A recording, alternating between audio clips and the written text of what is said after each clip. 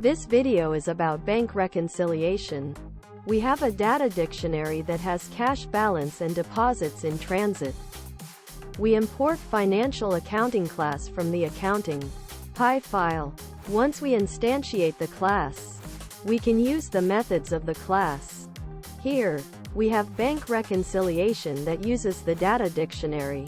The output is shown below. I will show you how to make this function now. Name our function bank reconciliation. The first argument in the function is self. The second argument is the data dictionary. Data is the variable short name of the dictionary.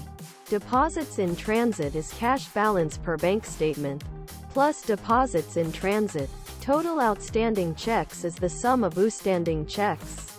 Reconciled cash balance is deposits in transit minus total outstanding checks. The sum of outstanding checks is deposits in transit minus reconciled cash balance. Total receipts is the sum of electronic receipts from customers' accounts.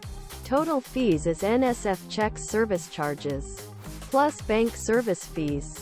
Reconciled cash balance per book is total receipts, plus cash balance per book, minus total fees. We print out this information.